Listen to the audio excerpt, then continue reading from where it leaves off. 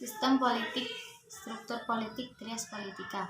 Pengertian, trias politika merupakan konsep pemerintahan yang kini banyak dianut di berbagai negara di aneka belahan dunia. Konsep dasarnya adalah kekuasaan di suatu negara tidak boleh dilimpahkan pada suatu struktur kekuasaan politik, melainkan harus terpisah di lembaga-lembaga negara yang berbeda. Trias politika yang kini banyak diterapkan adalah pemisahan kekuasaan kepada 3 lembaga berbeda, legislatif, eksekutif, dan yudikatif. Legislatif adalah lembaga untuk membuat undang-undang. Eksekutif adalah lembaga untuk melaksanakan undang-undang. Dan yudikatif adalah lembaga yang mengawasi jalannya pemerintahan dan negara secara keseluruhan. Menginterpretasikan undang-undang jika ada sengketa serta menjatuhkan sanksi. Sejarah trias politika.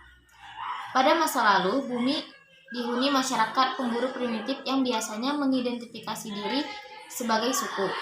Masing-masing suku dipimpin oleh seorang kepala suku yang biasanya didasarkan atas garis keturunan ataupun kekuatan fisik atau non-fisik yang dimiliki.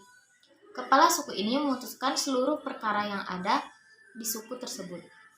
Pada perkembangannya, suku-suku kemudian memiliki sebuah dewan yang diisi oleh para tetua masyarakat. Contoh dari dewan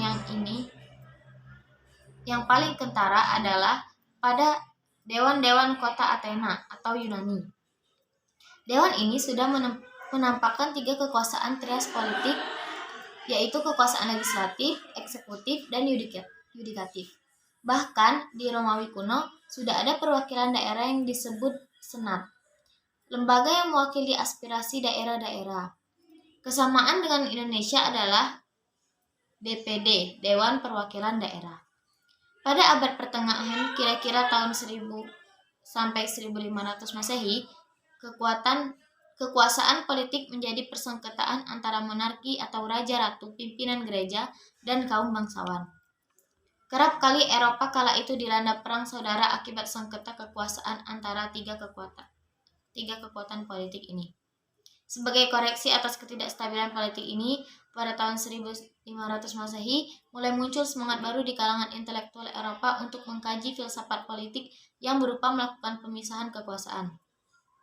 Tokoh-tokoh seperti John Locke, Montesquieu, Rousseau, Thomas Hobbes merupakan contoh dari intelektual Eropa yang melakukan kaji ulang seputar bagaimana kekuasaan itu di suatu negara harus diberlakukan.